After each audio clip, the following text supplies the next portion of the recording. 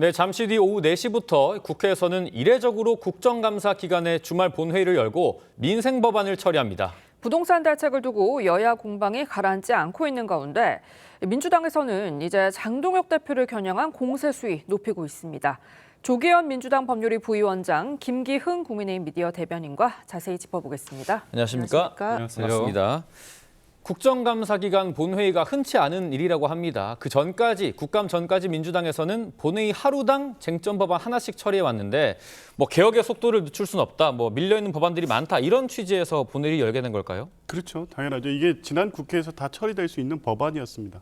여야 간에 이견이 없었기 때문에요. 그리고 대부분 다 민생 법안입니다. 그런데 국민의힘이 이제 필리버스터를 하면서 이 법안을 상정할 수가 없었죠. 네. 더군다나 이 법안까지 전부 다 필리버스터를 하겠다고 압박하면서 당시 이 정쟁화하고 있었기 때문에 그때 처리는 안 됐는데 어찌됐든 늦었지만 처리를 합의하게 돼서 다행인 거고요. 적어도 여야가 국회에서 여러 가지 현안을 가지고 다투고 싸울 수는 있지만 민생과 관련된 법안에 있어서는 그걸 공세 소재로 삼아서 이렇게 늦추거나 하는 일은 있어서는 안 될 것 같고요. 적어도 민생과 관련된 법안 처리에는 하루 법안 몇 개라도 반드시 처리하는 관행을 앞으로 더 만들어야 될 것 같습니다. 네, 그동안 국회에서 여야가 난타져 버리는 걸 많이 봐왔었는데 오늘은 민생 법안 처리에 좀 속도를 냈으면 좋겠습니다.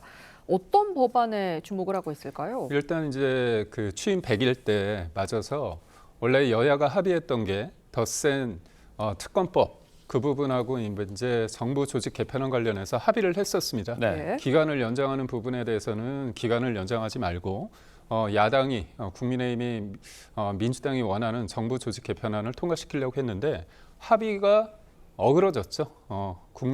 민주당이 일방적으로 파기했습니다. 그래서 그 위에 문제가 있었는데 그럼에도 불구하고 여야가 합의를 해서 오늘 이제 응급실 뺑뺑이 금지법이라 불리는 응급의료법 개정안이 통과되고요. 예. 그리고 무엇보다도 우리가 보면 상가 관리비 관련해서 논란이 굉장히 많습니다. 그렇죠. 그래서 표준계획서의 관리비 부과 항목을 명시적으로 하는 관련법 개정안이 있고요.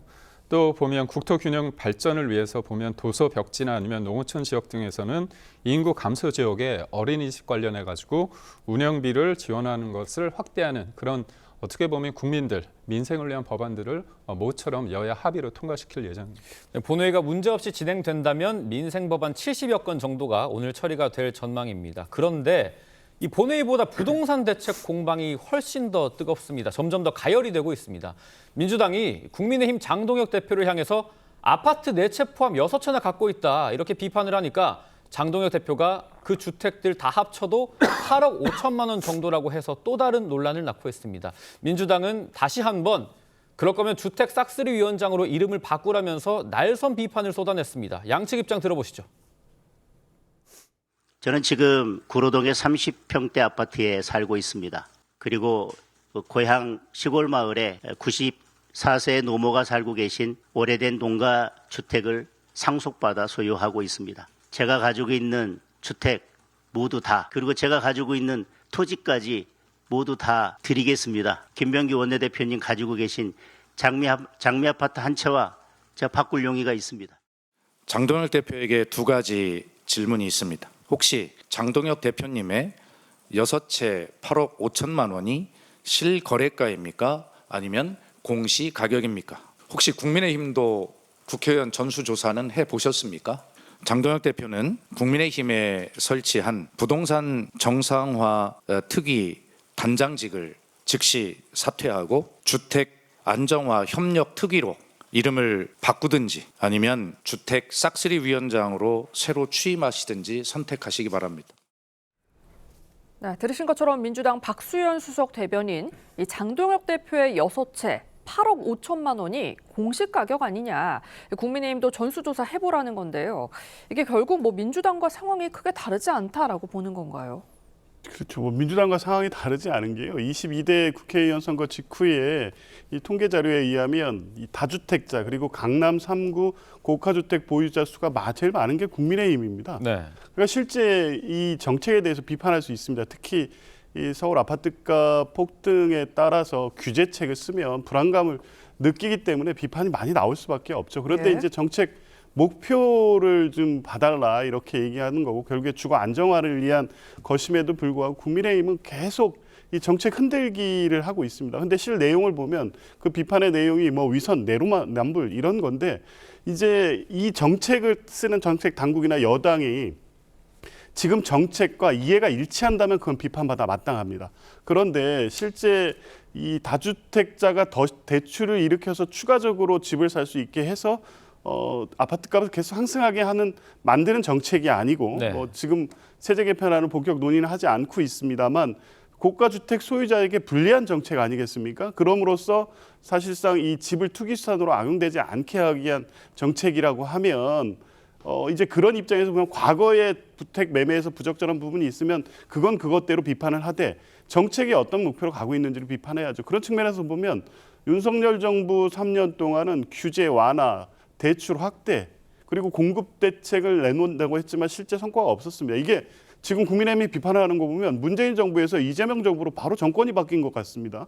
3년 동안 이 주택 관련해서 오히려 그 건설 경기 부양책을 쓰면서 주택가 상승 여력을 만들었고 그리고 이 부동산가가 오르기 시작한 건 올해 초부터입니다. 계속적 상승세를 보이고 있었고 그게 6월 3일 정권 교체 이후에 급등세를 보이고 있었기 때문에 어쩔 수 없이 부득이하게 일단 규제책을 쓰고 공급 확대책으로 나가는 겁니다. 거기에 대해서 계속적으로 지금 비판한 내용을 보면 집가진 분 사람들에게 더 유리한 정책을 쓰라는 것과 다르지 않다고 보면 이런 게 위선인 거죠. 뭐 규제책을 통해서 추구할 대책의 기조와 목표를 봐야 한다 이런 말씀이신데 대통령실에서도 한마디를 했습니다. 부동산 6채가 실거주용이면 장동혁 대표는 머리와 발이 따로 사냐 이렇게 꼬집었습니다. 그리고 국민을 우습게 보는 해명이라고도 했는데 이거 좀 어떻게 들으셨어요? 그건 여기에서 뭐 비판을 할 때 국민을 우습게 한다. 그리고 또 아무 말 대잔치다 이런 비판을 하셨는데 제가 볼 때 민주당과 대통령실이 아무 말 대잔치와 국민을 우습게 하는 겁니다. 장동혁 대표가 4채를 가지고 있다는 부분에 대해 소명을 했습니다. 구로구에 한 채가 있고요. 그리고 이거는 제 국회의원이 되기 전입니다. 예. 그리고 또 본인이 구로구에 있었고요. 그다음에 노모가 살고 있는 오래된 주택이 있다고 했고요. 그다음에 국회의원이 됐기 때문에 지역구에 집 한 채를 마련했습니다. 충남 보령이고요. 그리고 여의도에 오피스텔 한 채를 어떻게 보면 마련한 거죠. 근데 전체적으로 4채 관련했을 때는 6억 정도입니다. 그리고 박수현 수석대변인이 질문한 거에 대해 제가 답변을 한다면 공시지가하고 실거래가 있을 때 높은 것을 신고를 합니다. 사실상 실거래가나 공시지가가 이제 섞여 있겠죠. 네. 그렇게 답변이 됐다고 보고 있고 저희가 문제 삼는 거는 뭐냐면 본인들이 다주택자가에서 그렇게 악마화된다면 악마화시키지 않았습니까? 그러면 이찬진 금융감독원장 관련해서 이분은 무려 한 채가 50억짜리를 2채를 가지고 있습니다. 그렇다면 이분은 어떻게 하죠? 이분은 어떻게 합니까? 증여를 한다고 합니다. 딸에게. 그럼 이분은 제가 볼 때 국토부 1차관보다 소위 말해서 더 악질적입니다. 그러면 이 사람이 또 예전에 뭐라고 했냐면요. 다주택자는 어떻게 보면 공직자가 되면 안 된다고 했고요. 헌법에 1가구 1주택을 명시해야 된다는 얘기까지 했습니다. 그러면 저희가 2가지 지점에서 지금 분노하는 건데 첫 번째는 본인들은 그렇게 하지 말라고 했는데 누구보다도 그렇게 다 해버렸어요. 그러고 나서 그냥 문을 확 닫아서 아니 어떻게 대출을 끼고 그리고 전세 끼지 않고 집을 살 수 있습니까? 이거에 대한 내로남불을 지적한 거고요. 또 한 번은 뭐냐면 또 하나는 본질적으로 이재명 대통령께서 지난 5월에 민주정부, 좌파정부죠. 좌파정부에서 집값이 많이 올랐다. 나는 그렇게 하지 않겠다고 얘기했습니다. 그러면서 뭐라고 또 얘기했냐. 특정 지역이 본인들끼리 그렇게 비싸고 사고 파는 그 부분에 대해서 내둬야 되겠다. 그리고 내가 수요를 억제하기 위해서 세금으로 압박하는 이런 식으로 한 거 안 하고 공급으로 하겠다 그런 말씀을 하셨습니다. 예. 그렇다면 본인이 입장을 밝힌 거고 그 당시에 국민들에게 거짓말을 한 거거든요. 그렇다면 이거를 지금 야당 대표를 공격할 게 아니라 번지수도 잘못됐고 이재명 대통령이 섰고 대제해야 된다고 봅니다. 네, 이런 가운데 장동혁 대표 발언도 파장을 낳고 있는데요. 이 김병기 원내대표가 가진 장미 아파트나 이재명 대통령의 분당 아파트와 바꿀 용의가 있다. 이 발언입니다. 민주당에서는 송원석 원내대표가 보유한 50억 강남 아파트랑 바꿔라. 민주당 김준혁 의원은 자신의 전셋집과 교환하자면서 지금 릴레이 공세를 이어가고 있습니다. 부동산 공방이 본질을 벗어나고 있는 것 같아요. 그렇게 돼 보입니다. 그게 이제 첫 발언이 장동혁 대표가 바꾸자고 발언을 하고 그걸 이제 비판의 내용으로 삼다 보니까 네. 꼬리에 꼬리를 물고 저렇게 갔는데요. 예. 일단 장동혁 대표는 저런 방식으로 응답하시면 안 되죠. 어찌 됐든 그 총 가격의 문제가 아니라 이 전국의 어떤 방식이든 6채의 주택을 보유하고 있다는 의혹이라고 하면 왜 그런지 참 설명을 할 수 있어야 되잖아요. 어찌 됐든 그게 지역이 보령이든 대전이든 간에 그 집을 소유하고 그것을 임대를 주었다고 하면 뭐 어쨌든 그 주택 관련해서 집을 갖지 못한 분들이 또 많은 지역일 수도 있습니다. 네.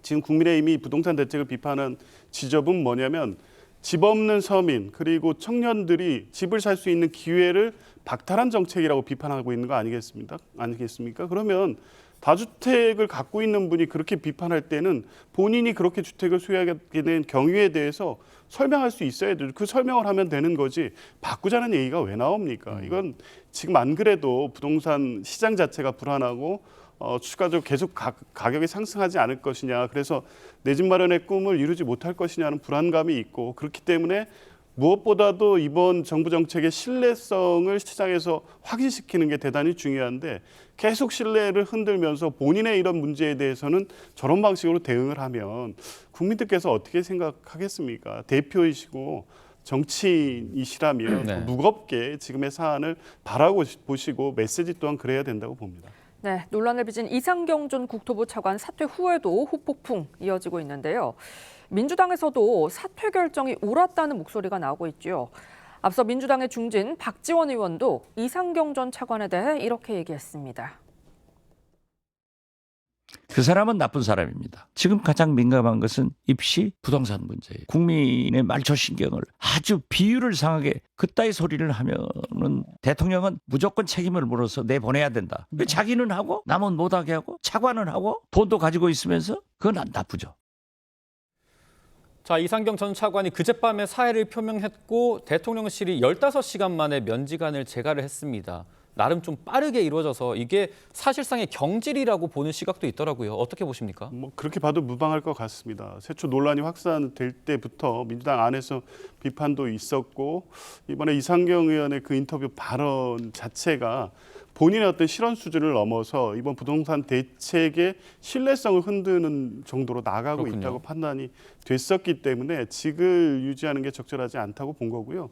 단순하게 실언의 문제가 아니라 적어도 이 정책에 대해서 국민들이 느끼는 불안감을 잘 헤아려야 됩니다. 과연 이 발언이나 이 정책 때문에 오히려 더 상처를 받고 불안감을 느끼게 된다면 그건 잘못된 거죠. 그리고 이런 얘기를 하기 전에 본인이 살아온 과정에서 불법은 아니라고 하더라도 적어도 이번 정책과 배치돼서 국민들에게 실망감을 주는 내용이 있다면 오히려 이 겸허한 입장을 보여야 될 텐데 그런 네. 부분들은 전혀 드러내지 않고 마치 아무런 문제가 없는 것처럼 발언하는 과정에서 나온 실언이기 때문에 적어도 이번 부동산 대책의 신뢰성을 유지하기 위해서라도 불가피한 조치였다고 봅니다. 네, 이 전 차관의 사퇴에 국민의힘에서는 사필 규정이다라고 했고요. 주진우 의원은 사퇴가 본질이 아니다. 공급 위주로 새 판을 짜야 한다라고 했습니다. 이번 사퇴로 이게 상황이 일단락이 될 수 있다고 보시는지요? 그러니까 우선적으로 이재명 정부의 어떻게 보면 부동산 철학에 대해서 굉장히 국민들이 우려하는 겁니다. 공급을 해야겠죠. 물론 빵이 아닌 이상 시간이 걸립니다. 그렇다면 겸허하게 현실을 인정한 상태에서 언제까지 국민들이 원하는 장소에 원하는 형태의 아파트를 공급하겠다고 얘기를 해야 되는데 그런 얘기를 못하다 보니까 결국은 대출이나 아니면 세금을 통해서 국민들로 하여금 수요를 부러뜨리려고 하는 이른바 노무현과 문재인 정부의 어떤 부동산 정책을 반복하고 있다는 부분입니다. 저희가 문제를 제기하고 싶은 게 뭐냐면 지금의 부동산 문제에 있어서 가장 본질적인 건 뭐냐면 문재인 정부 때 서울시장이 박원순 전 시장이었습니다. 그때 300곳이 넘는 정비구역, 재건축, 재개발 지역을 지정을 해제했습니다. 그게 지금 한 10여 년이 지났을 때 한 40만 가구가 나올 수 있는 물량이었거든요. 그렇기 때문에 그때 소위 말해서 정책을 만드는 설계하는 사람들의 잘못된 어떤 이념에 경도된 어떤 부동산 정책이 많은 사람들로 하여금 내 집 마련의 꿈을 무산시키는 현실이 됐는데 그럼에도 불구하고 지금 이재명 정부가 과거의 진보 정권의 그 부동산 정책을 답습하고 있다는 측면에서 저희는 한두 명에 대한 경질로 끝날 문제는 아니라고 봅니다. 이번 국토위 행안위 국감에서도 이 서울시장 오세훈 시장이 계속해서 그런 부분을 지적을 했었죠. 그리고 오늘 또 페이스북을 통해서 정부 대책이 오히려 부동산 가격 상승을 부추겼다 이러면서 민주당과 공개 토론이라도 하겠다고 했습니다. 규제책을 썼고 차관 사태로 일단락된 게 아니라 그럼 구체적인 공급 대책을 좀 내놔야 되는 거 아니냐 이런 비판이거든요. 일단 97 공급 대책이 나와 있죠. 5년간 135만 호를 수도권 일대 공급하는 계획이고요. 유휴지라든가 공공용지를 활용해서 연간 25만 호씩 공급 착공을 하겠다는 계획입니다. 네. 이게 이제 당장의 시장을 영향을 주기에는 미흡하다는 평가가 분명히 있을 수 있기 때문에 12월까지 더 빠른 방식의 공급 대책을 마련하기 위해서 지금 정부 여당이 협의를 하고 있습니다. 근데 공급 대책 필요합니다. 당연히 지금 수요의 공급이 이르지 못하고 특히 서울 같은 경우에는 주요 지역에 있는 공급이 부족하기 때문에 한강 벨트를 중심으로 해서 아파트값 상승이 이어졌고 이게 다른 지역으로 확대되는 상황이었습니다. 네. 그래서 공급 대책이 중요하긴 한데 윤석열 정부 때도 제대로 안 이루어졌잖아요. 그게 이 정부의 의지 외에도 실제 시장 상황도 강하게 작동을 합니다. 노무현 정부 때 부동산 대책 이후에 공급 대책을 마련했습니다. 물론 사후적 대책이었지만 실제 공급이 이루어질 수 있는 시기는 이명박 정부였는데 이명박 정부에 무슨 일이 있었습니까? 2008년 이 세계 국제 외환 위기가 닥치면서 부동산 경기가 얼어붙습니다. 그러니까 이런 시장 상황이라든가 이런 것들이 같이 작동하고 있는 거였죠. 그러니까 윤석열 정부 때도 마찬가지입니다. 그럼에도 불구하고 부동산 시장을 안정화시키고자 했다면 더 적극적인 공급 대책을 쓸 수 있었겠지만 없었지 않습니까? 그리고 지금 국민의힘이 비판할 내용을 보면 오늘 박수현 대변인도 내용을 언급했던데 지금까지 11호 대책 이후에 23건의 이 국민의힘 논평이라든가 보도 자료 중에 공급 관련된 대책을 얘기한 건 정비 촉진이라는 한 줄밖에 없는 겁니다. 그렇군요. 비판만 하지 대책을 내놓지 않고 있습니다. 그러니까 공급 대책을 내놔라고 주장만 하고 있지 서울시장이면 구체적으로 서울시가 갖고 있는 안을 가지고 설명을 하면서 이걸 정부가 받아들여 이렇게 얘기한다면 그런 제안은 충분히 받을 수 있죠. 무조건 공급만 하라고 하면 공급이 당장 이루어질 수 없는 현실을 누구보다 잘 아는 바로 직전까지의 여당 그리고 서울시장이 대책 없는 비판을 한다고 비판할 수밖에 없습니다. 짧게 반론 듣죠. 공급이라는 건요. 집을 짓는 것도 있고요. 기존에 있는 매물이 나오게끔 하는 것도 시장에서는 공급이라고 말할 수 있습니다. 예. 지금 이재명 정부는 가장 큰 문제가 뭐냐면 주거 안정을 위해서 부동산 정책을 쏟아냈는데 결국은 뭡니까?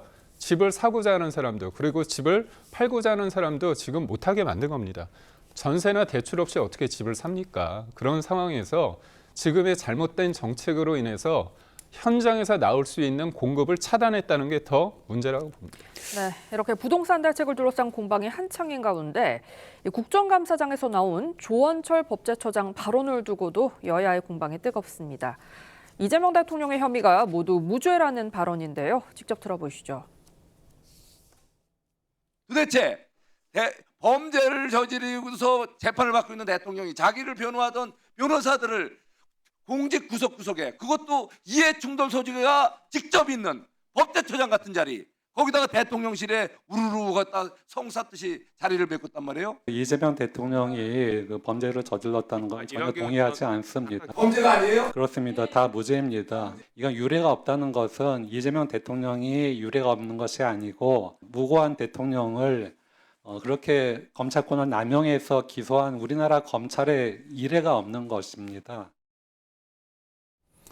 자, 이재명 대통령 관련 5개 재판 12개 혐의가 모두 무죄라는 이 법제처장, 이재명 대통령의 사법연수원 동기이자 대장동 변호를 맡기도 했습니다. 모두 무죄라고 말을 하니까 야권을 중심으로 법제처장이 그렇게 보는 거면 재판 재개해도 되는 거 아니냐 이런 얘기까지 나오더라고요. 저분의 월급을 누가 줍니까? 국민들이 줍니까? 아니면 이재명 대통령께서 줍니까? 변호사비로 줍니까? 저는 저 모습을 보면서 집권 여당이나 아니면 민주당이 의석수가 많다고 해서 너무나 오만하다. 법제처장이라는 사람은 즉시 사퇴시켜야 되고요. 그건 대통령이 제 볼 때 미안하다, 제가 죄송하다 그런 얘기를 해야 됩니다. 100번 양보해서 이분이 대장동 변호인이라고 했죠. 그러면 대장동 관련해서 본인이 변호를 하다 보니까 무죄 가능성이 있다고 취지하고 하죠. 네. 나머지 사건, 나머지 그 수많은 사건에 관련해서 본인이 자료를 봤습니까? 그리고 무고한 대통령? 아니 생각해 보십시오. 이재명 대통령 관련해서 8개 사건에 12개 혐의로 5개 재판을 받았는데 다 그게 무고하다. 아니 검찰도 나쁜 놈. 그리고 대법원에서 사실상 유죄 판단이 나왔던 그런 것도 다 무죄라고 하면 판사들도 다 나쁜 놈이고 결국은 대법원장 끌어내리고자 이거 지금 사단이 이렇게 벌어지고 있지 않습니까?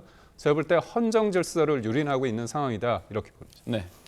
국민의힘 5개 재판 12개 혐의 언제까지 도대체 얘기할 겁니까? 3년 내내 그거 하다가 결국 비상기업 내란으로 정권을 잃은 거 아니겠습니까? 이제 그만하셔도 됩니다. 재판은 중지됐고요. 나중에 재개돼서 판가를 받겠죠. 그런데 요즘에 어떻게 나오고 있습니까? 대장동, 대북송금 사건에서 실제 진술로 기소를 했는데 그 진술이 번복되고 있습니다. 남욱 변호사 그렇고요. 지금 연어회 술파티와 관련된 교도관들의 진술, 접견 일치를 통해서 실제 있었다는 강력한 증거들이 나오고 있습니다. 이런 주장을 할 수 있는데요. 왜 했습니까? 5개 재판 12개 혐의 사실을 가지고 계속 공격을 합니다. 법제처장이 일을 잘 하는지 안 하는지, 이 정치적 중립성을 안 지키는지 이 결과를 가지고 평가하고 비판할 수 있지만 아직 임기 시작한 지 얼마 되지도 않은 사람을 이런 식으로 비판하면 이런 반론이 나올 수밖에 없는 거죠. 네, 지금까지 정치권 쟁점 짚어봤습니다. 두 분 말씀 여기까지 듣겠습니다. 감사합니다. 맞습니다.